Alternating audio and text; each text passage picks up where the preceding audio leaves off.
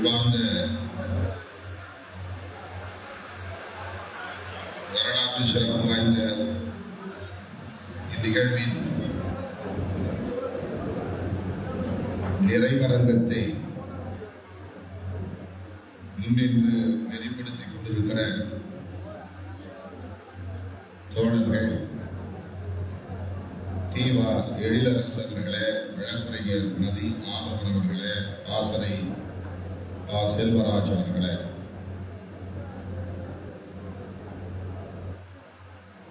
இந்த நிகழ்வை வெற்றிகரமாக ஒருங்கிணைத்து வழிநடத்திக் கொண்டிருக்கிற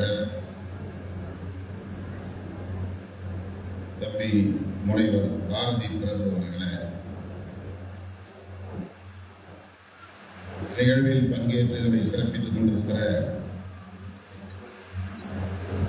வழக்குரைஞர் பார்வேந்தன் அவர்களே, தோழர் மகேஷ் அவர்களே, தோழர் சாரதா அவர்களே, உபாசகர் விமல்ராஜ், டாக்டர் தர்மேந்திரா, உபாசகர் பிரம்மதேவா ஆகிய தோழர்களே, கருத்தரங்கில் பங்கேற்று பௌத்தம் குறித்து டாக்டர் அம்பேத்கர் பார்வை என்னும் பொருளின் சிறப்பான உரை வழங்கி அமர்ந்திருக்கிற மருத்துவர் ராஜ்வர்தன் அவர்களே, மதம் குறித்து டாக்டர் அம்பேத்கரின் பார்வை என்ற பொருளில் உரையாற்றி அமர்ந்திருக்கிற விஞ்ஞானி சேகர் அவர்களே,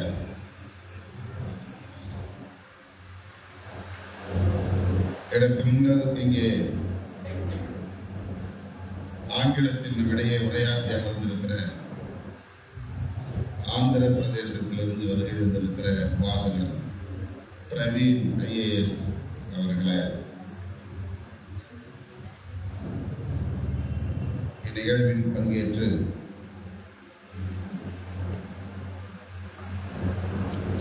இதனை சிறப்பித்துக் கொண்டிருக்கிற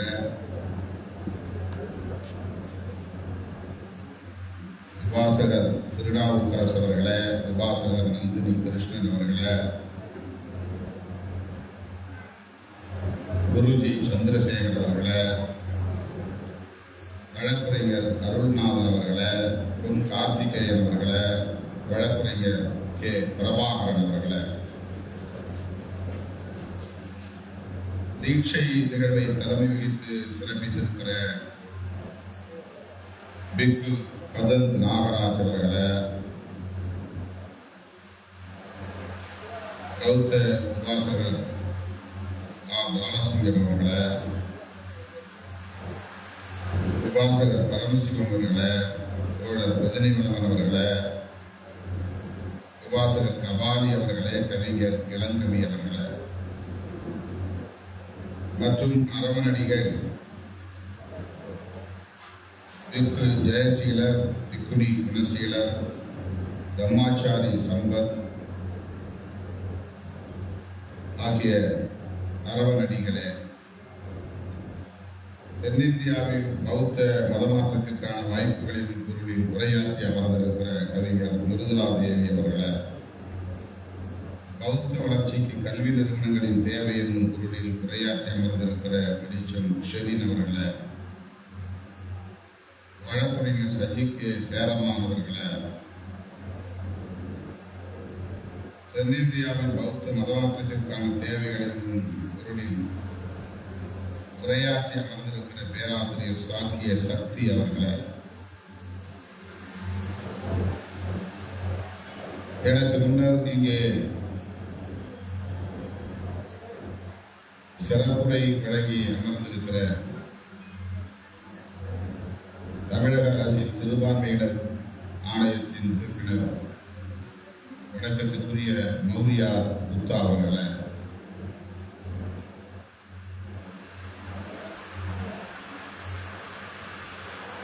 இந்த மாநாட்டில் எனக்கு முன்னர் இங்கே சிறப்பான உரையை வழங்கி அமர்ந்திருக்கிற சட்டமன்ற உறுப்பினர் அருமை தோழர் சிந்தனை செல்வன் அவர்களே, நன்றியுரை ஆற்றவிருக்கிற சாது சதீஷ் அவர்களே, மற்றும் மேனகா தேவி கோமகன், தென்னவன், திருமாதாசன், நகர் பாலாஜி, விப்பேடு அருள், சேகர், பருத்திக்குளம் சேகர் உள்ளிட்ட விடுதலை சிறுத்தைகள் கட்சியின் முன்னோடிகளே,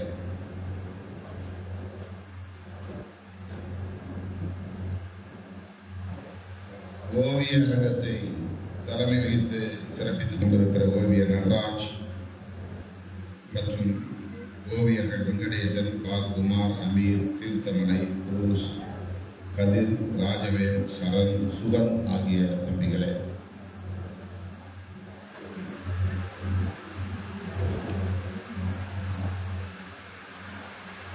தங்கை ரேகா ஸ்டாலின் அவர்களே, மற்றும் Buddhist fraternity council, Ashoka Ambedkar Dhamma Yatra committee ஆகிய அமைப்புகளை சார்ந்த முன்னணி தோழர்களே,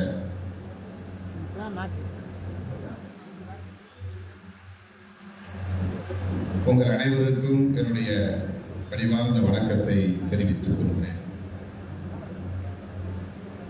வழக்கம் போல நேர நெருக்கடி நான் உங்கள் முன்னால் புரிந்து கொண்டிருக்கிறேன். நேற்று இரவு மும்பைக்கு சென்று மராட்டிய மாநில செயலாளர் மறைந்துவிட்ட நிலையில் அவருக்கு வீர வணக்கம் செலுத்திவிட்டு காலை 10 மணி விமானம் பிடித்து இங்கே வந்து சேர்ந்தேன். 3 மணிக்கு அவருடைய திருவுடல் நல்லடக்கம் செய்யப்படும், அதுவரையில் இருக்க வேண்டும் என்று தோழர்கள் என்னிடத்தில் வலியுறுத்தினார்கள். காஞ்சிபுரத்தில் மிக முக்கியமான நிகழ்வு, பௌத்தர் மாநாடு நடைபெறுகிறது. 3 மணிக்கு நான் அங்கே இருக்க வேண்டும், பொறுத்திருட வேண்டும் என அவர்களிடத்தில் கேட்டுக்கொண்டு நான் 10 மணி விமானம் பிடித்து சென்னை வந்து சேர்ந்தேன். ஆனால் வழக்கம் போல ஏற்கனவே தலைமையகத்தில் ஏராளமானவர்கள் காத்திருக்கிறார்கள். ஒரு திருமண நிகழ்ச்சியும் நடத்த வேண்டும் என்று தோழர்கள் நினைவூட்டியதன் அடிப்படையில் கட்சி தலைமையகம் சென்று அந்த நிகழ்ச்சிகளை எல்லாம் முடித்துக் கொண்டு நேரடியாக இந்த நிகழ்ச்சி நடைபெறும் காஞ்சிபுரத்திற்கு ஓடோடி வந்தோம். வந்ததும் உரையாற்றிவிட்டு விடைபெற வேண்டும் என்ற ஒரு நெருக்கடி. ஏனென்றால் இந்த ஒரு காதணி விழாவுக்காக பிள்ளைகளை காக்க வைத்துக் கொண்டு அழைப்பு விடுத்துக் கொண்டிருக்கிறார்கள். மயிலாப்பூரிலே வழியிலே வேறொரு சந்திப்பும் இருக்கிறது. நாளை அதிகாலை நான் துபாய்க்கு செல்ல வேண்டும், விமானம் பிடிக்க வேண்டும். இவ்வாறான ஒரு நேர நெருக்கடியில் உங்கள் முன்னால் நான் நின்று கொண்டிருக்கிறேன். 2 நாட்களுக்கு முன்பு இந்த அழைப்பிதழை கொண்டு வந்து தம்பி பாரதி பிரபு அவர்களின் இடத்திலே தந்தபோது நான் 26ஆம் தேதி காலை துபாயில் இருக்க வேண்டும், நம்முடைய கட்சியின் பொதுச் செயலாளர்களில் ஒருவரை அழைத்து நிகழ்ச்சியை நடத்துங்கள், தவிர்க்க முடியாத நிகழ்ச்சி, நான் சென்றாக வேண்டும் என்று அவரிடத்தில் சொல்லவும் அவர் மிகுந்த அதிர்ச்சி அடைந்தவராக, இல்லை கட்டாயம் நீங்கள் வந்தாக வேண்டும் என்று வலியுறுத்தினார். மௌரியா புத்தாவும் உடன் இருந்தார். நம்முடைய கட்சியின் ஆதரவாளர், நம்முடைய சொந்தக்காரர், சொந்த ஊர்க்காரர், அவருடைய வற்புறுத்தலால் நான் துபாய்க்கு செல்லலாம் என்று திட்டமிட்டேன். தம்பி பாரதி பிரபு அவர்கள் வலியுறுத்திய பிறகு அவரை நாம் சமாதானப்படுத்தி, உங்கள் நிகழ்ச்சியை திட்டமிட்டவாறு நடத்தி முடியுங்கள், ஓரிரு நாள் கழித்து நான் வருகிறேன், 28ஆம் தேதி காலையில் விமானம் பிடித்து வருகிறேன் என்று ஒரு வழியாக அவரை சமாதானப்படுத்திவிட்டு உங்கள் முன்னால் வந்து நிற்கிறேன். இந்த நிகழ்ச்சி மிகவும் முக்கியத்துவம் வாய்ந்த நிகழ்ச்சி.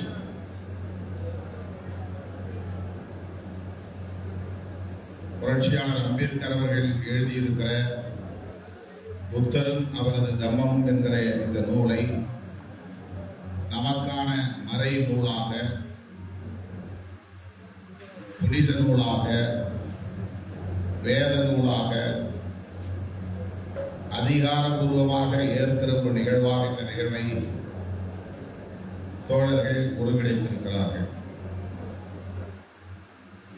புரட்சியாளர் அம்பேத்கர் அந்த எண்ணத்தில் தான் அந்த நூலையும் படைத்திருக்கிறார்.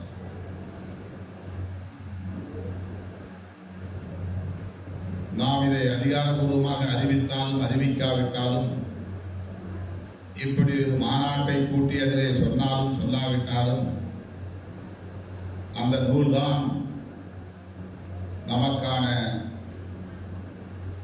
புனித நூல், புதிய இந்தியாவை கட்டமைப்பதற்கான தத்துவ நூல், கோட்பாட்டு நூல்.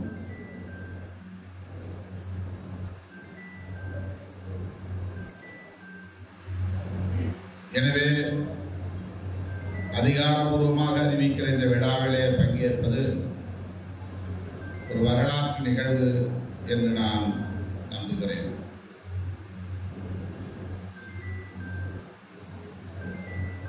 தோழர் சிந்தனை செல்வன் பேசுகிற போது சில தோழர்கள் விடுதலை சிறுத்தைகளை விமர்சிக்கிறார்கள் என்ற வழியை பகிர்ந்து கொண்டார். பொதுவாழ்வில் இது தவிர்க்க முடியாதது.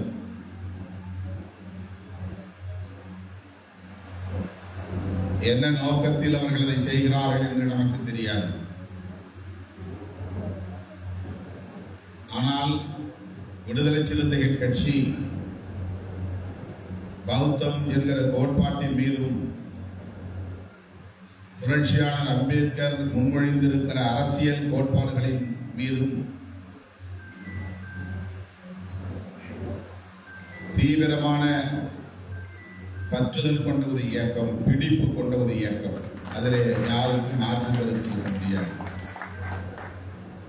அதனால்தான் இந்த இயக்கத்தின் முன்னாள் ஒன்றிய செயலாளராக பணியாற்றிய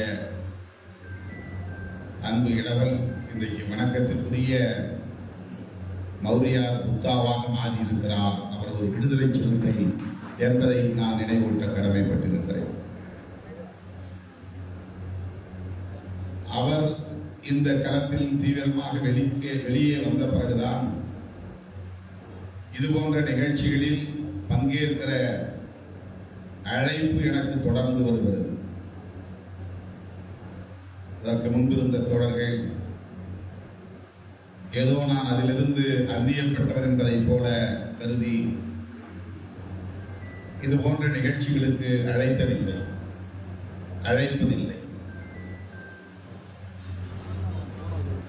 மௌரியார் புத்தா இந்த பாதைக்கு வந்த பிறகு அவர் தொடங்குகிற எல்லா நிகழ்ச்சிகளிலும் திருமாவளவன் கட்டாயம் இருப்பார் என்கிற ஒரு நிலையை அவர் ஏற்படுத்தினார் என்பதை இந்த இடத்திலே நான் நன்றியோடு பதிவு செய்ய கடமைப்பட்டிருக்கிறேன். அதே போல தோழர் சிந்தனை செல்வன் அவர்கள் இந்த கட்சியின் அதிகாரபூர்வமான ஒரு பொறுப்பாளர், கட்சியின் மூத்த பொதுச் செயலாளர். அவர் முன்னெடுக்கிற பௌத்த நிகழ்வுகள் ஏராளம். இயக்கம் அதை அப்படியே அங்கீகரித்திருக்கிறது, ஏற்றுக்கொண்டிருக்கிறது. அதை ஒருபோதும் எதிராக பார்த்ததில்லை. இன்றைக்கு அவரே ஒரு பௌத்தராகவே தன்னை அரசியலில் பதிவு செய்து கொண்டிருக்கிறார். அவர் இயக்கத்தின் மிக முக்கியமான பொறுப்பில் இருப்பவர். மாணவர் அணியின் பொறுப்பாளராக இருப்பவர் நாம் தம்பி பாரதி பிரபு. அவரும் ஒரு விடுதலை சிறுத்தை தான். அவர் அசோகனுக்கு சிலை வடித்து கன்னியாகுமரியில் இருந்து இந்தியாவின் பெரும்பகுதியில் ஊர்வலமாக எடுத்துச் சென்று நாக்பூரிலே தீக்ஷா பூமியிலே நிறுவியிருக்கிறார். அவர் எடுத்த இந்த நடவடிக்கைகள் அனைத்தையும் இந்த இயக்கம் ஆதரித்திருக்கிறது, வரவேற்றிருக்கிறது, அங்கீகரித்திருக்கிறது. இப்படி எண்ணற்ற பல தோழர்களை சுட்டிக்காட்டிக் கொண்டே போகலாம். இதற்கெல்லாம் என்ன காரணம்? இந்த இயக்கத்தின் தலைமை பொறுப்பிலே இருக்கிற திருமாவளவன் ஒவ்வொரு நிலையிலும் தலைமை வகித்து வழிநடத்திக் கொண்டிருக்கிற மூத்த பொறுப்பாளர்களும் ஒரே திசை வழியில் பயணிக்கிறோம், ஒரே அலைவேகத்தில் பயணிக்கிறோம் என்றுதான் அதற்கு பொருள்.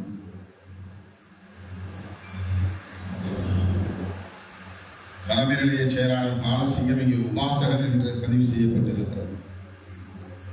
அவர் கட்சியின் தலைமை நிலைய செயலாளர். என்னுடைய சிந்தனைக்கும் அவருடைய சிந்தனைக்கும் இடைவெளி இருந்திருக்கவே, ஆனால் இந்த அடையாளங்கள் இந்த இயக்கத்திற்குள்ளே இருக்க வாய்ப்பில்லை. இருக்கிறது. பௌத்தத்தை எப்படி புரிந்து கொள்வது என்பதில் நாம் நமக்கிடையில் ஒரு இடைவெளி இருக்கிறது. பௌத்தத்தை எப்படி புரட்சியாளர் அம்பேத்கர் புரிந்து கொண்டார், அவருக்கும் மூத்தவராக இந்த மண்ணில் பௌத்தத்தை பற்றி உரத்து பேசிய பண்டிதர் அயோத்திதாசர் எப்படி பௌத்தத்தை புரிந்து கொண்டார், இதையெல்லாம் நாம் ஆய்வுக்கு உட்படுத்த வேண்டும். இதையெல்லாம் நாம் நம்முடைய புரிதலுக்கான ஆய்வாக உரையாடலுக்கு உட்படுத்த வேண்டும். பண்டிதர் அயோத்திதாசர் புரட்சியாளர் அம்பேத்கருக்கு முன்னோடி. பண்டிதர் அயோத்திதாசர் புரட்சியாளர் அம்பேத்கர் அவர்களுக்கு ஒரு வழிகாட்டி என்று சொன்னால் மிகையாக. அம்பேத்கர் அவர்கள் இப்படி ஒரு நிலைப்பாட்டை எடுப்பதற்கு அரை நூற்றாண்டுக்கு முன்பே இந்த மண்ணில் பௌத்தத்தை மீட்பதற்குரிய களத்தை அமைத்தவர் பண்டிதர் அயோத்திதாசர். இந்திய மண்ணிலேயே முதல் ஒரு போராளி என்று சொல்ல முடியும், பௌத்த மீட்பு போராளி என்று சொல்ல முடியும். அவர் ஏன் பௌத்தத்தை தமிழ் பௌத்தம் என்று அடையாளப்படுத்தினார்? இதை நாம் உரையாடலுக்கு உட்படுத்த வேண்டும். அப்படி என்றால் தெலுங்கு பௌத்தம் ஒன்று உண்டா, கன்னட பௌத்தம் என்ற ஒன்று உண்டா? அப்படி என்றால் மராத்தி பௌத்தம் என்ற ஒன்று உண்டா? ஏன் பௌத்தத்தோடு மொழி அடையாளத்தை அவர் முன்னிறுத்தினார்? இலங்கையிலே ஆட்சி நிர்வாகத்தில் இருக்கிற சிங்களவர்களை மேலும் பிரபாகரன் அவர்கள் எப்போதும் சிங்கள பௌத்த பேரினவாதி என்று அடையாளப்படுத்துவார். சிங்கள பௌத்த பேரினவாதிகள் என்று சொல்வார். சிங்களம் என்பது அவர்களின் மொழி அடையாளம், பௌத்தம் என்பது அவர்களின் மத அடையாளம், பேரினவாதிகள் என்பது அவர்கள் பெரும்பான்மை சமூகத்தை சார்ந்தவர்கள் என்பதை சுட்டுகிற அடையாளம். ஆகவே அவர்களை அடையாளப்படுத்துகிற போது சிங்கள பௌத்த பேரினவாதிகள் என்றுதான் பிரபாகரன் அவர்கள் தன்னுடைய ஒவ்வொரு உரையிலும் சுட்டிக்காட்டுவார். பௌத்தம் அங்கே சிங்கள பௌத்தம் என்ற அடையாளத்தை பெறுகிறது.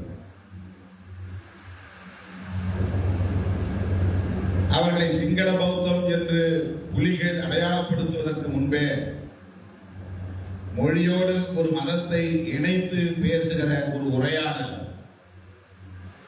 அல்லது ஒரு மொழி சார்ந்த அடையாளம் பண்டிதர் அயோத்திதாசன் அவர்களால் தான் அறிமுகப்படுத்தப்பட்டது என்பதை யாரும் மறுத்துவிட முடியாது. அதற்கு என்ன காரணம் என்பதை மொழியியல் வல்லுநர்கள் ஆய்வு செய்து சொல்லட்டும். ஆனால் ஒன்றை நான் சொல்ல விரும்புகிறேன். என்னவென்றால், பௌத்தம் என்பது உலகம் தழுவிய அளவில் அல்லது அகில இந்திய அளவில் ஒரே வடிவத்தை அல்லது மதிப்பீட்டை கொண்டிருக்கவில்லை. அதிலே பண்டிதர் அயோத்திதாசன் ஒரு வேறுபாட்டை பார்க்கிறார், மாறுபாட்டை பார்க்கிறார், ஒரு முரண்பாட்டை பார்க்கிறார். எனவேதான் நாங்கள் பேசுகிற பௌத்தம் தமிழ் பௌத்தம் என்று தனித்து அடையாளப்படுத்த முனைகிறார். பௌத்தம் உலகம் முழுவதும் இருக்கிறது. தென்கிழக்காசிய நாடுகளில் பெரும்பான்மையான நாடுகள் பௌத்த நாடுகள் தான். ஜப்பானிலும் பௌத்தம் இருக்கிறது, மியான்மரிலும் பௌத்தம் இருக்கிறது, தாய்லாந்திலும் பௌத்தம் இருக்கிறது, இலங்கையிலும் பௌத்தம் இருக்கிறது, சீனாவிலும் பௌத்தம் இருக்கிறது, இந்தியாவிலும் பௌத்தம் இருக்கிறது. ஆனால் இவையெல்லாம் ஒரே அடையாளத்தை, ஒரே வடிவத்தை, ஒரே மதிப்பீடுகளை கொண்டிருக்கின்றனவா என்றால் இல்லை என்பதால் தான், இல்லை என்பதை உணர்ந்ததால் தான், இல்லை என்பதை உறுதிப்படுத்தியதால் தான் பண்டிதர் அயோத்திதாசன் நாங்கள் பேசுகிற பௌத்தம் தமிழ் பௌத்தம் என்று அடையாளப்படுத்த முனைகிறார். இதிலே நாம் தெரிந்து கொள்ள வேண்டியது, உலகம் முழுவதும் பௌத்தம் ஒரே மாதிரியாக இல்லை என்பதுதான். உலகத்தில் தோன்றிய மதங்களில் அதிகம் திரிபுவாத நிலைக்கு உள்ளான ஒரு கோட்பாடு பௌத்தம் தான். தொடக்க நிலையில் இருந்து இன்றைய நிலையை நாம் ஒப்பீடு செய்து பார்க்கிற போது அதன் அடிப்படை என்பது பல்வேறு காலகட்டங்களில் பல்வேறு காரணங்களால் மாறிப்போய் இருக்கிறது, வெவ்வேறு வடிவம் கொண்டிருக்கிறது, வெவ்வேறு விளக்கங்களை கொண்டிருக்கிறது, வெவ்வேறு கதையாளர்களை கொண்டிருக்கிறது, வெவ்வேறு கதைகளை சொல்லுகிறது. அதனால்தான் அது மகாயானமாகவும் ஈனயானமாகவும் கூட அடையாளம் காணப்பட்டது. உலகத்தில் தோன்றி பல மதங்கள் அழிந்து போயிருக்கின்றன. இன்றைக்கு பெயர் சொல்ல முடியாது, மறந்து போயிருக்கின்றன. இன்றைக்கு நாம் காணுகிற இந்த மதங்கள் மட்டும்தான் உலகத்தில் ஆதி காலத்திலிருந்து இருக்கின்றன என்று சொல்ல முடியாது. எத்தனையோ மகான்கள் தோன்றி மதங்களை உருவாக்கி அவையெல்லாம் வளர்ந்து தழைத்து ஆட்சி அதிகார பீடத்தில் அமர்ந்து கோலோச்சி பிறகு வீழ்ந்து அழிந்து சிதைந்து போயிருக்கிறது. தோன்றிய மதங்கள் பல இல்லாமல் இருக்கின்றன.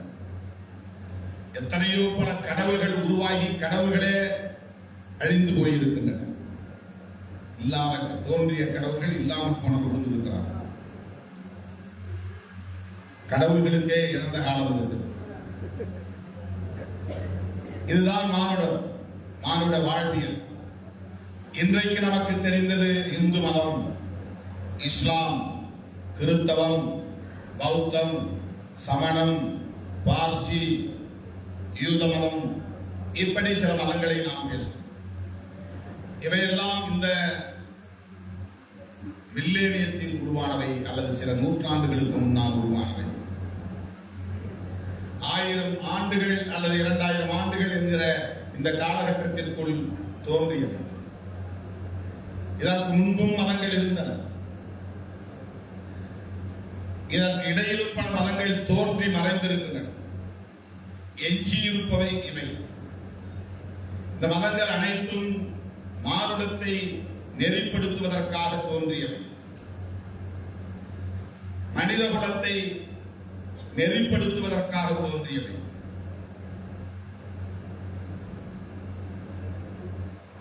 இவை அனைத்தும் தம்முடைய கருத்துக்களை பரப்புவதற்கு நிறுவனமயப்படுத்தினார்கள். இந்த கருத்துக்கள் கான்செப்ட் அல்லது பிலாசபி என்பது தோன்றிய பிறகு அதை பரப்புவதற்கான மிஷன், ஒரு பரப்புதல் இயக்கம் உருவாகிற போது அது ஒரு இன்ஸ்டிடியூஷனாக மாறுகிறது. அதுதான் ரிலீஜன் என்று அழைக்கப்படுகிறது, மதம் என்று அழைக்கப்படுகிறது. ரிலீஜன் என்பது ஒரு institution, ideological based religion, ideological based institution, அதுதான் ரிலீஜன். யார் ஒரு கருத்தை முன்வைத்தாலும் அந்த கருத்தை பரப்புவதற்கு ஒரு இயக்கம் தேவைப்படுகிறது. அம்பேத்கரியம் என்பது ஒரு கருத்து, அதை பரப்புகிற இயக்கம் என்பது விடுதலை சிறுத்தைகள் கட்சி. அம்பேத்கரியம் என்பது ஒரு தத்துவமானால் விடுதலை சிறுத்தைகள் கட்சி என்பது ஒரு மதமாகிவிடும். அதை தொடர்ந்து பரப்புகிற போது, சில வழிமுறைகளை உருவாக்குகிற போது அதற்கான வழிபாட்டு முறைகள் தான் வழிபாட்டு முறைகளாக மாறுகிற போது அது ரிலீஜனாக மாறிவிடுகிறது. ஒரு பொலிட்டிக்கல் இன்ஸ்டிடியூஷன், அது ஒரு ரிலீஜியஸ் இன்ஸ்டிடியூஷன்.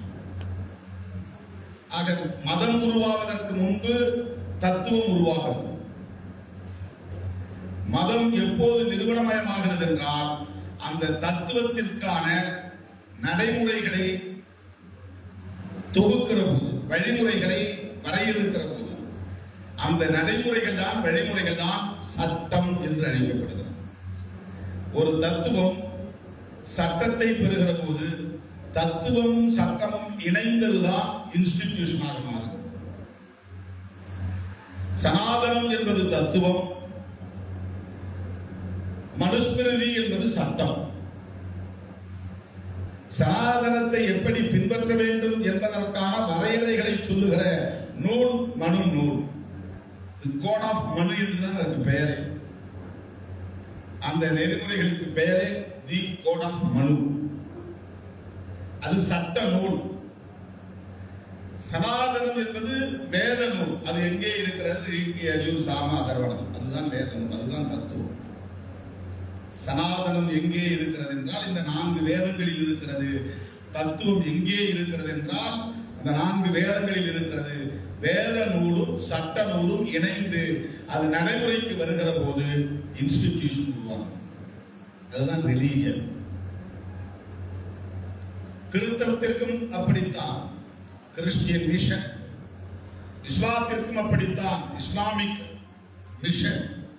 இந்த மிஷன் உருவாகிற போது அதற்கு முன்னால் இருப்பது பிலாசபி அண்ட் கோட் அல்லது லா. இது ரெண்டு இணைகிற போது புரட்சியாளர் அம்பேத்கர் அவர்கள் பௌத்தத்தை எப்படி புரிந்து கொண்டார், அதை எப்படி மக்களுக்கு சொல்ல விரும்பினார், இதுதான் நமக்கிடையிலே சில இடைவெளி. புரட்சியாளர் அம்பேத்கர் மீது நாம் கொண்டிருக்கிற பற்றுதல் அல்லது காதல்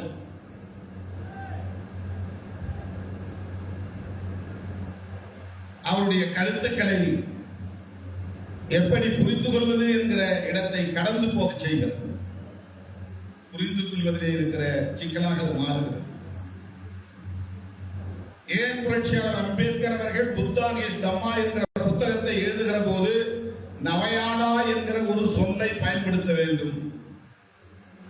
நவயானா என்கிற ஒன்றை அவர் எதற்காக இன்ட்ரோடியூஸ் செய்தார், அறிமுகம் செய்தார்?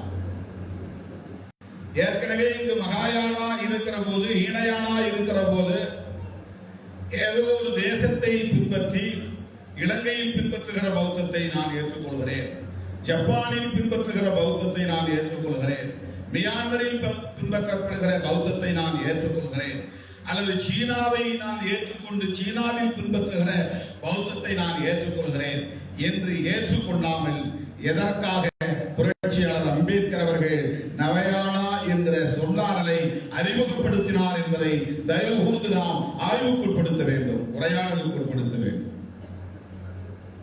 அதுதான் மிக முக்கியமானது. ஏனென்றால் எப்படி பண்டிதர் அயோத்திதாசர் இன்றைக்கு நடைமுறையில் உலக நாடுகளில் இருக்கிற பௌத்தத்தை அப்படியே ஒன்றாக ஒரே மாதிரியானதாக ஏற்றுக்கொள்ள முடியவில்லை என்பதை உணர்ந்து நாம் முன்மொழிகிற அல்லது அறிமுகப்படுத்துகிற அல்லது மீட்டெடுக்கிற இந்த பௌத்தம் தமிழ் பௌத்தம் என்று அடையாளப்படுத்தினாரோ அப்படித்தான் புரட்சியாளர் அம்பேத்கர் நான் முன்மொழிகிற இந்த கருத்தியல் நவயானா, இது புதிய பாதை என்று சொல்லுகிறார்.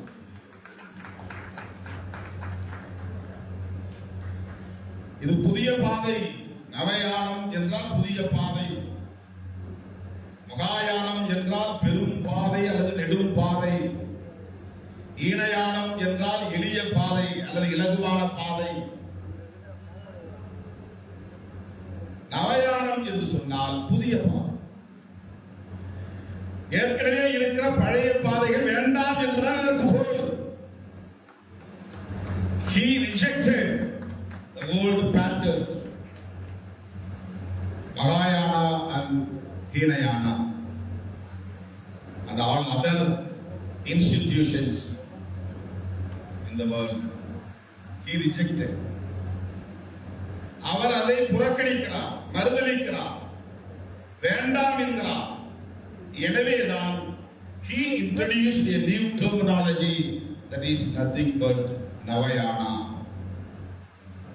ஒரு புதிய சொல்லாடலை அறிமுகப்படுத்துகிறார், ஒரு புதிய பாதையை அவரே உருவாக்குகிறார். அதனால்தான் நான் சொல்கிறேன், அவர் கௌதம புத்தரை ஏற்றுக்கொண்டார் என்றாலும் அவருடைய கருத்தியலை பரப்ப விரும்புகிறார் என்றாலும் Ambedkar himself a founder for a new path, ஒரு புதிய பாதைக்கான ஒரு நிறுவனர். Revolutionary Dr. B.R. Ambedkar is himself a founder of a new path, ஒரு புதிய பாதைக்கான நிறுவனர். புரட்சியாளர் அம்பேத்கர் அவர்கள், பண்டிதர் அயோத்திதாசர் அவர்கள், இந்த இருவரும் பௌத்தத்தை எப்படி புரிந்து கொண்டார்கள் என்பதிலிருந்து நம்முடைய பயணம் தொடங்க வேண்டும். இதுதான் என்னுடைய நிலைப்பாடு. இந்த புரிதலில் இருந்து பௌத்தத்தை மக்களிடத்தில் கொண்டு போய் சேர்க்க வேண்டும்.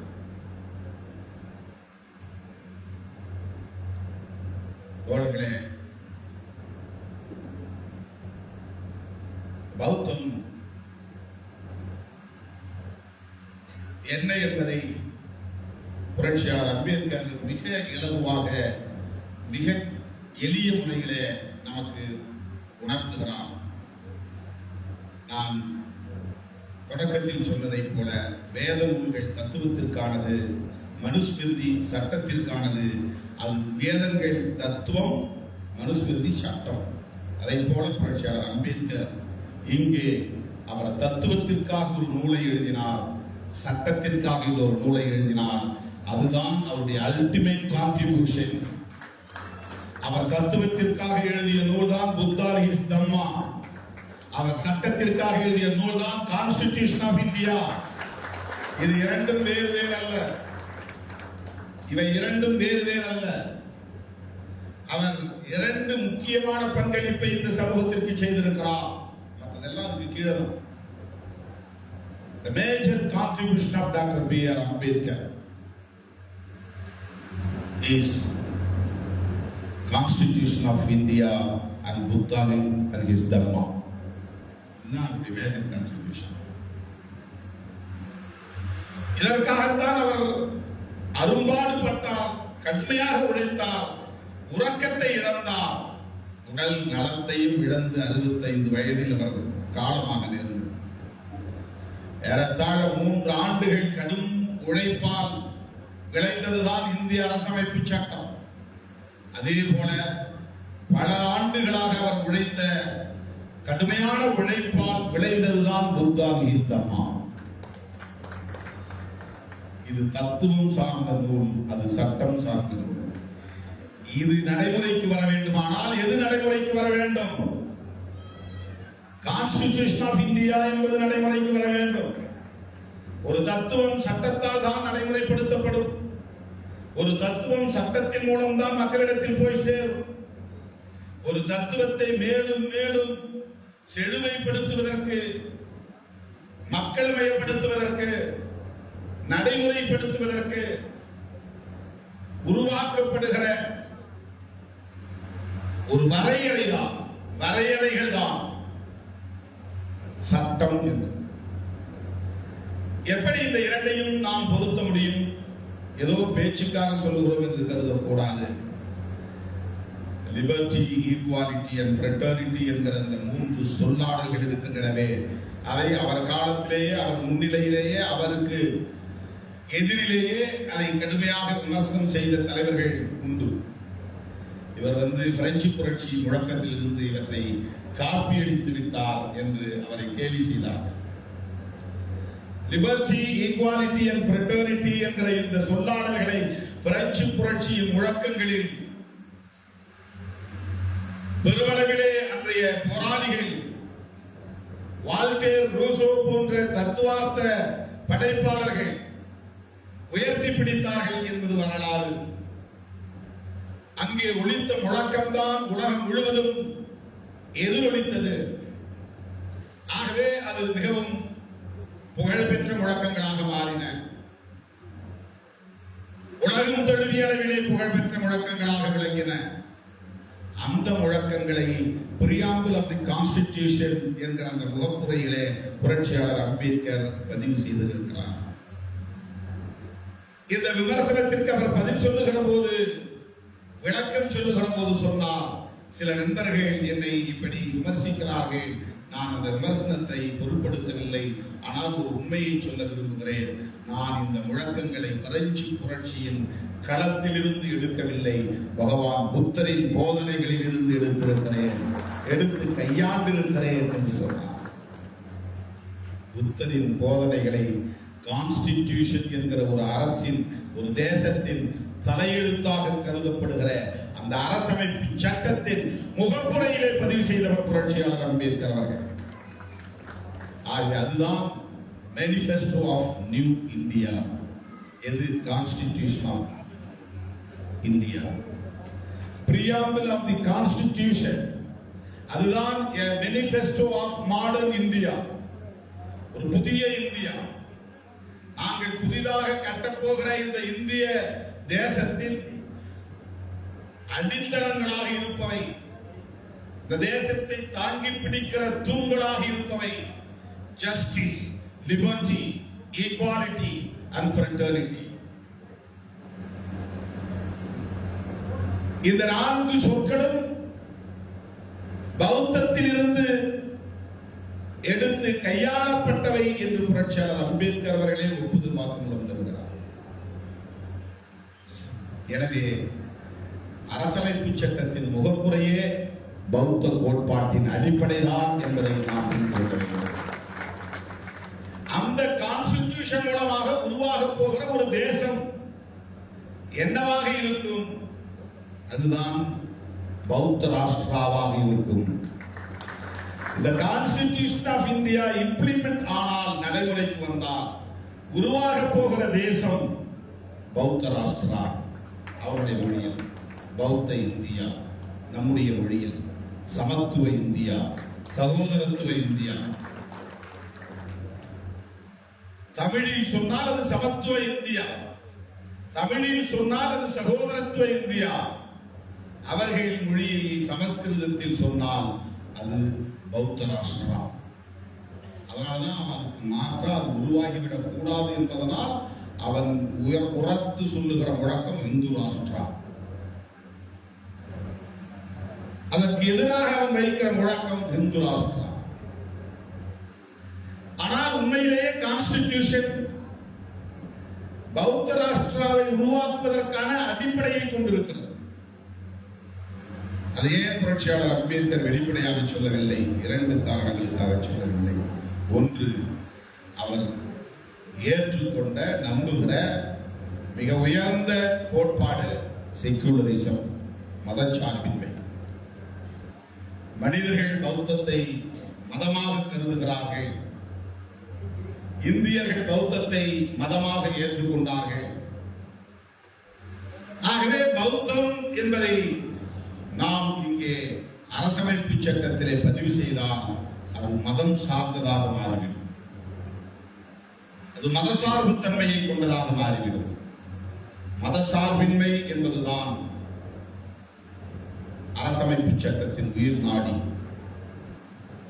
அதுதான் இன்றைக்கு RSS சங்பரிவார் கும்பல் மென்னியை பிடிக்கிறார்.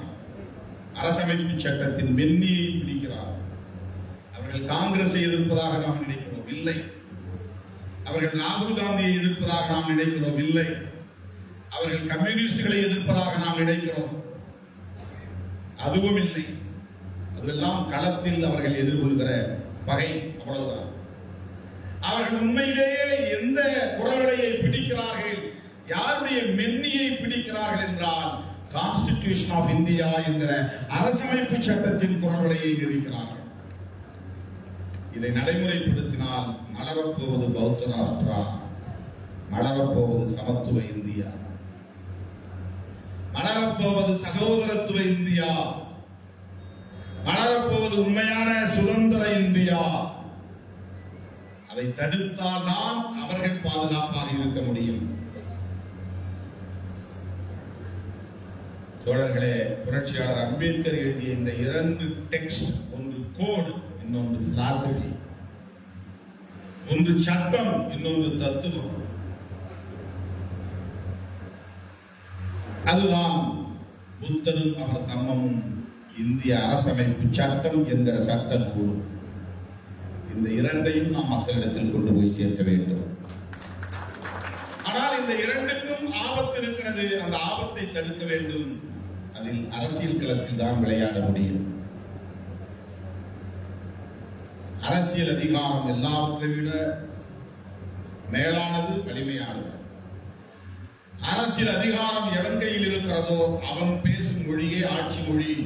எவன் கையில் இருக்கிறதோ அவன் சொல்லும் தத்துவமே ஆட்சி நிர்வாகத்தின் கோட்பாடு. ஆட்சி அதிகாரம் எவன் கையில் இருக்கிறதோ அவன் பின்பற்றும் கலாச்சாரமே ஒரு தேசத்தின் கலாச்சாரம். ஆட்சி அதிகாரம் எவன் கையில் இருக்கிறதோ அவன் சொல்லுகிற மதமே ஒரு தேசத்தின் மதம் என்றாகிறது. அசோகன் கையில் ஆட்சி அதிகாரம் இருந்ததால் ஒரு காலத்தில் இந்தியாவில் பௌத்தம் கோலோச்சியது. அரசியல் அதிகாரம் இருந்தால்தான் கலாச்சார தளத்திலும் வென்றெடுக்க முடியும். அரசியல் அதிகாரம் இருந்தால்தான் பண்பாட்டு தளத்திலும் கோலோச்ச முடியும். அரசியல் அதிகாரம் இருந்தால்தான் நாம் நினைக்கிற தத்துவத்தையும் மக்களிடத்தில் வெகுவாக கொண்டு போய் சேர்க்க முடியும். ஆகவே அரசியல் அதிகாரத்தை நோக்கி செல்லுகிற போது நாம் சில உத்திகளை கையாள வேண்டியிருக்கும். அந்த உத்திகளில் நமக்கு பிடிக்காதவர்களோடும் நாம் கைகொடுக்க வேண்டிய தேவைகள், ஸ்ட்ராட்டஜி, பொலிட்டிக்கல் ஸ்ட்ராட்டஜி. இதை பிடிக்காதவர்கள் தான் விடுதலை சிறுத்தைகளை விமர்சிக்கிறார்கள். ஸ்ட்ராட்டஜி எது, பிலாசபி எது என்கிற வேறுபாட்டை புரிந்து கொண்டால் இந்த விமர்சனங்களுக்கு எடா. தேர்தலில் பங்கேற்பது அல்லது புறக்கணிப்பது என்பது ஒரு தத்துவமாக இருக்க முடியாது. அது ஒரு ஸ்ட்ராட்டஜி. தேர்தல் ஜனநாயகம் அல்லது நாடாளுமன்ற ஜனநாயகம் என்பது ஒரு தத்துவம். அதை ஏற்றுக்கொண்டால் ஒரு தத்துவத்தை ஏற்றுக்கொண்டதாக பொருள். நாடாளுமன்ற ஜனநாயகத்தை ஏற்றுக்கொண்டால், தத்துவத்தை ஏற்றுக்கொண்டால், அந்த கோட்பாட்டை ஏற்றுக்கொண்டால் எலெக்ஷனில் பங்கேற்க வேண்டும், தேர்தலில் பங்கேற்க வேண்டும். நாடாளுமன்ற ஜனநாயகத்தையே ஏற்றுக்கொள்ளவில்லை என்றால் தேர்தலில் பங்கேற்க முடியாது. அவ்வளவுதான். இந்த இடத்துல பிலாசபி என்பது, கான்செப்ட் என்பது, தத்துவம் என்பது பார்லிமெண்டரி டெமோக்ரசி என்பதுதான். எலக்டோரல் பாலிடிக்ஸ் என்பதல்ல. தேர்தலில் பங்கேற்பது என்பதல்ல. தேர்தலில் பங்கேற்பது என்பது ஒரு ஸ்ட்ராட்டஜி. தேர்தலில் பங்கேற்பது என்று முடிவெடுத்து விட்டால் வெற்றி முக்கியமானது. வெற்றி பெறுவதற்கு களச்சூழலின் அடிப்படையில் முடிவெடுப்பது தவிர்க்க முடியாது. அந்த அடிப்படையில் தான் கூட்டணி. ஏன் தனியா நின்னா என்ன? தனியா நிக்கிறது ஒன்றும் பெரிய அரிய கண்டுபிடிப்பு இல்லை. யார் வேண்டுமானாலும் தனியே நிற்கலாம். கட்சி சார்ந்து இருப்பவர்களை விட அதிகம் லட்சக்கணக்கில் இருப்பவர்கள் தனியே இருப்பவர்கள் தான் இண்டிபெண்டன்ட் சுயேட்சை. ஒவ்வொரு தொகுதியிலுமே 40-50 வேட்பாளர் இருப்போம். அதில் 5-6 பேர் தான் கட்சியை சார்ந்தவர்கள், மிச்சம் கூட இண்டிபெண்டன்ட் தான். அவர்கள் எல்லாம் புரட்சியாளர்கள் என்று பொருளாக ஆகிவிடுமா? இண்டிபெண்டன்ஸ் தலைவர் அப்படி பொருள். யாரோடு சேர்ந்தால் எதிரியை வீழ்த்த முடியும், நம்முடைய கொள்கை பகையை வீழ்த்த முடியும். அதற்காக நாம் காலத்திற்கும் களத்திற்கும் ஏற்ப எடுக்கிற உத்திகள் தான் கூட்டணி முடிவுகள். அவ்வளவுதான். அது ஒரு பெரிய விஷயம் இல்லை. அது ஒரு பெரிய வெயிட்டேஜ் தர வேண்டிய அவசியம், அதுக்கு ஒரு முக்கியத்துவம் தர வேண்டிய அவசியம்.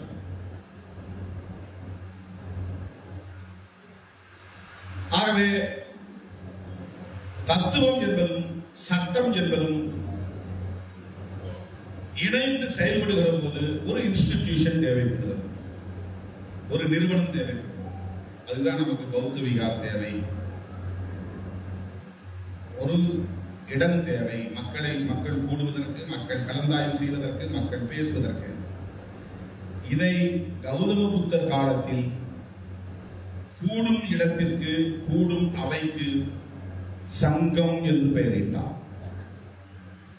ரிலீஜன் அல்ல, சங்கம். மதம் அல்ல, சங்கம். பௌத்தம் என்பது மதம் அல்ல, சங்கம். பௌத்தம் என்பது மதம் அல்ல, கோட்பாடு. பௌத்தம் என்பது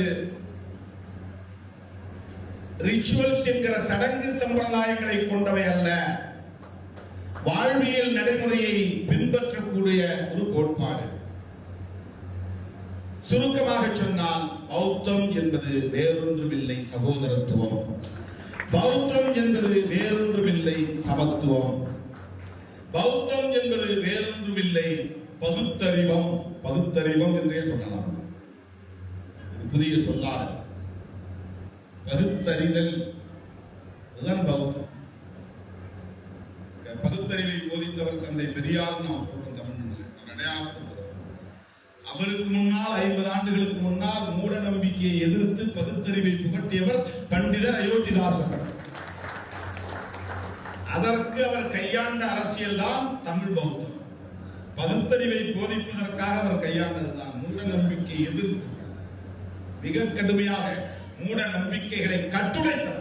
இதெல்லாம் தப்பு, இதெல்லாம் தவறு, இதெல்லாம் ஒரு காலத்தில் பௌத்தர்கள் பின்பற்றியவை, பௌத்தர்கள் இப்படி புரிந்து கொண்ட கருத்து, பௌத்தர்கள் இப்படி பின்பற்றிய நடைமுறைகள், இவையெல்லாம் இன்றைக்கு இப்படி மாறி போய்விட்டன என்று ஒவ்வொன்றையும் தனித்தனியே அக்குவேறு ஆணிவேராக பிரித்தெடுத்தவர், தகர்த்து உடைத்த இருந்தவர். ஆகவே பௌத்தத்தை பகுத்தறிவம் என்று நாம் அருமை தோழர்களே, கான்ஸ்டிடியூஷன் ஆஃப் இந்தியா என்பதும் பௌத்தம் தான். புத்தரும் அவரது தம்மம் என்ற நூலும் பௌத்தம் தான். இந்த பௌத்தம் கடவுள் உண்டு என்றும் சொன்னதில்லை, இல்லை என்றும் சொன்னதில்லை. கடவுளை பற்றிய பேச்சே இல்லாத ஒரு வாழ்வியல் தான் பௌத்தம். அதனால்தான் இந்த மதத்தை அழிக்க வேண்டும் என்பதில் தீவிரமாக இருந்தார்கள். பௌத்தமும் சமணமும் சமகாலத்தில் தோன்றிய மானுட வாழ்வியல். அவை இரண்டையும் அந்த காலத்தில் இருந்த தீவிரமான கடவுள் நம்பிக்கையாளர்கள் நாத்திக மதங்கள் என்றுதான் இந்த மதங்களை அழைத்தார்கள். ஒரு பௌத்தர் என்றால் நாத்திகன் என்று, பௌத்தர் பிக்கு என்றால் நாத்திகர் என்றுதான். உள்ளபடியே சங்கம் என்கிற சொல் பௌத்தர்களால் கௌதம புத்தரால் அடையாளப்படுத்தப்பட்டது. பாருங்க, அவர் சொல்லக்கூடிய 3 முக்கியமான மந்திரங்கள். அமைப்பே உன்னை வணங்குகிறேன், அறிவே உன்னை வணங்குகிறேன், அறமே உன்னை வணங்குகிறேன். அதுதான் தமிழ். புத்தம் சரணம் கச்சாமி, அறிவே உன்னை வணங்குகிறேன். புத்தம் அறிவு, புத்தி.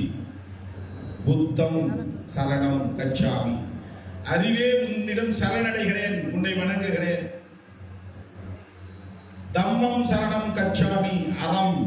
அதுதான் ஒழுக்கம் என்று தோழர்கள் குறிப்பிட்டார். அறம் என்பதுதான் நல்ல தமிழ். தர்மா என்பது சான்ஸ்கிரிட், தம்மா என்பது பாலி, அறம் என்பது தமிழ். தம்மம் சரணம் கச்சாமி என்றால் அறமே உன்னை வணங்குகிறேன். இந்த ரெண்டோட நிறுத்தல அடுத்து சொல்றாரு, சங்கம் சரணம் கச்சாமி, அமைப்பே உன்னை வணங்குகிறேன். இதுதான் டிசிப்ளின். ஒரு நிகழ்ச்சியில் வந்தா, அரங்கத்துக்குள்ள வந்தா போய் உட்கார்ந்துங்கிறது தான் டிசிப்ளின். இந்த அடிப்படையை புரிந்து கொள்ளாதவன் எங்குமே எப்போதுமே யாருக்குமே ஒத்துழைக்க மாட்டான். அவன் ஒழுங்கீனத்தில் மூலப்பூர்வம் தான். பேசுறது, போன்ல பேசிடுறது, கத்துறது, குறுக்க ஓடுறது, உடையறது வந்து இன்டிசிப்ளின். எல்லாவற்றையும் சீர்குலைக்கக்கூடிய ஒரு மிக மோசமான கேடான ஒரு சக்தி. அவனால எந்த சிஸ்டத்துக்குள்ளேயும் அங்கஸ்தமாக முடியாது. அவன் மைண்ட் ஒரு இடத்துல இல்லை, ஒரு சிஸ்டத்துக்குள்ள வரல, ஒரு அமைப்புக்குள்ள வரல, ஒரு அமைப்பின் வழிமுறைகளுக்குள்ள இல்லை. நினைச்ச நேரத்தில் மேடைக்கு வர்றது, நினைச்ச நேரத்தில் குறுக்க ஓடுறது, கத்துறது, பேசுறது, இங்க நிக்கிறது, அங்க நிக்கிறது, வெளியே அழைச்சு போய் 4 பேரோட நிக்கிறது, பேசுறது, இதெல்லாம் மிக மிக மிக மிக அடிப்படையாக தெரிந்து கொள்ள வேண்டிய ஒழுக்கம், பேசிக் டிசிப்ளின். அது இல்லைன்னா ஒழுக்கம் கிடையாது, டிசிப்ளின் அறம் கிடையாது, அறம் வராது. அதனால்தான் புத்தர் இந்த 3 சரணங்களை சொல்றார்.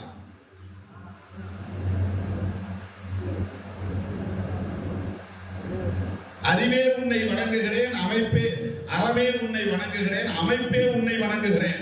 அமைப்பு முதல்ல மதிக்கும், அமைப்பின் விதிமுறைகளை மதிக்கணும், அமைப்புக்கு கட்டுப்படணும், அமைப்பு சொன்னா அதை செய்யணும். சங்கம் சொன்னார், இது மதமே இல்லை, இது சங்கம். ரெண்டுக்கு வேறுபாடு. இங்கே கோயில் கிடையாது, உரையாடுவதற்கான மன்றம் அது, கலந்தாய்வு செய்வதற்கான மன்றம் அது, விகாரம், தியானம் செய்வதற்கான மண்டபம் அது. அது ஒரு தியான மண்டபம், அது கோயில் அல்ல.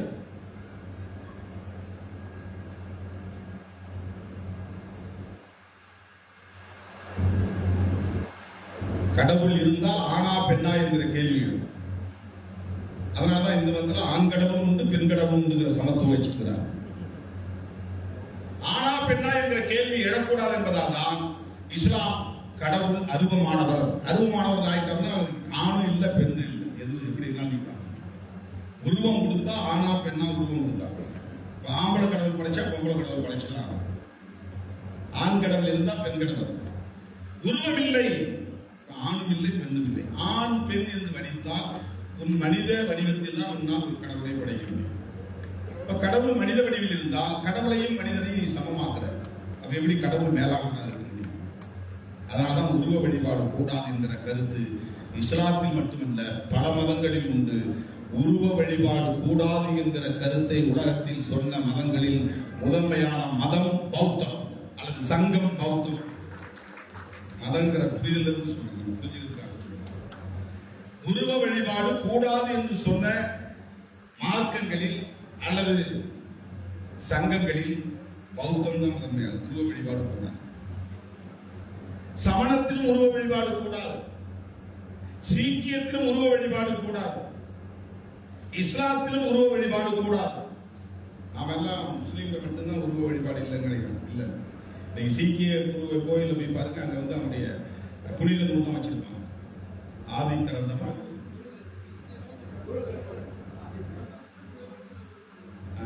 திருத்தலத்தில் தொடக்க காலத்தில் அப்படிதான் உருவ வழிபாடு இல்லாமல் இருந்தது. இன்னைக்கு போலவே உருவ வழிபாடு இல்லாமல் பின்பற்றப்படுகிறது. எனவே வழிபாட்டு முறையில் உருவ வழிபாடு அருவ வழிபாடு. கடவுள் உண்டு இல்லை, அதில் உண்டு என்பவர்கள் உருவ வழிபாடா அருவ வழிபாடா? உருவ வழிபாடு உண்டு என்பவர்கள் கோவில் வந்து விட்டால் அங்க ரெஸ்ட்ரிக்ஷன் உருவாயும். யார் அதை முறைப்படுத்துறது, யார் நெறிப்படுத்துறது, யார் அங்க பூஜாரி, யார் அங்க தினமும் போதனை செய்யக்கூடியவர்கள், அங்க உடனே ஒரு இன்ஸ்டிடியூஷன் உருவாயும், அங்க புரோட்டோகால் உருவாயும், அங்க கோட் ஆஃப் கான்டக்ட் உருவாயும். அதுதான் ஒரு இன்ஸ்டிடியூஷனா மாறுது. இதையெல்லாம் கூடாது என்கிற வகையில் தான் இதை சங்கம் என்ற நிலையிலே கௌதம புத்தர் அறிமுகப்படுத்தினார். ஆனால் இன்றைக்கு அது உருமாறி மருவி திரிவு நிலை அடைந்து எங்கெங்கோ வழிமாறி போய் கொண்டிருக்கிற நிலையில்தான் பௌத்தர்கள் தமிழினத்தை படுகொலை செய்கிறார்கள். பௌத்தர்கள் மியான்மரிலே ரோஹிங்கியா முஸ்லிம்களை, குழந்தைகளை கூட பௌத்த உடை அணிந்து கொண்டு சிசுக்களை கொலை செய்கிறார்கள். பௌத்தம் அதை அங்கீகரிக்குமா, அனுமதிக்குமா? பௌத்தத்தில் இப்படிப்பட்ட இம்சை உண்டா, ஏற்க முடியுமா? அது பௌத்தம் இல்லை. பௌத்தத்தின் பெயரால் நடக்கிற இனவிதியாட்டம். மியான்மரிலே ரோஹிங்கியா முஸ்லிம்களை கொன்றவர்கள் யார்? ஈழத்திலே தமிழ் சமூகத்தை படுகொலை செய்தவர்கள் யார்? அவர்கள் இதே காவி உடையை உடுத்திக் கொண்டு புத்தரின் பெயரை உச்சரித்துக் கொண்டு இதை அரங்கேற்றுகிறார்கள் என்றால் அவர்கள் பின்பற்றுவது பௌத்தம் இல்லை. அது கௌதம புத்தர் சொன்ன பௌத்தம் இல்லை. இதை உணர்ந்ததால் தான் புரட்சியாளர் அம்பேத்கர் புதிதாக ஒரு நூலை எழுத வேண்டிய நிர்பந்தத்திற்கு ஆளானார். இதை நாம் முதலில் உணர்ந்து கொள்ள வேண்டும். ஏன்னா ஏற்கனவே இருக்கிற டெக்ஸ்ட் போதும். ஸ்ரீலங்காவில் ஏதோ ஒரு டெக்ஸ்ட் இருக்கு, ஒரு கதை சொல்றான், அந்த கதையை அவன் எடுத்துக்கலாம். சீனாவில் ஏதோ டெக்ஸ்ட் இருக்கு, அவன் பின்பற்றலாம், அதை அவன் உள்வாங்கி இருக்கலாம். அவன் அதை ஏற்றுக்கொள்ளவில்லை. அதை புறக்கணித்து விட்டு, உதறிவிட்டு, தள்ளிவிட்டு, புறந்தள்ளிவிட்டு புதிதாக புத்தா அண்ட் தம்மா என்ற நூலை அவர் படைத்திருக்கிறார். எனவே இந்த நூல் தான் நாம் பின்பற்ற வேண்டிய நூல். இந்த நூல் தான் நமக்கான புனித நூல். இந்த நூல் தான் புதிய இந்தியாவை கட்டமைப்பதற்கான தத்துவார்த்த நூல். இந்த நூலை நடைமுறைப்படுத்துவதற்கான சட்ட நூல் தான் புரட்சியாளர் அம்பேத்கர் வடித்திருந்த அரசமைப்பு சட்டம். இந்த இரண்டையும் பொதுமக்களிடத்தில் எடுத்துச் செல்வோம் என்பதை சொல்லி உங்கள் அனைவருக்கும் என்னுடைய பாராட்டுகளையும் வாழ்த்துக்களையும் கூறி நன்றி கூறி முடிக்கிறேன்.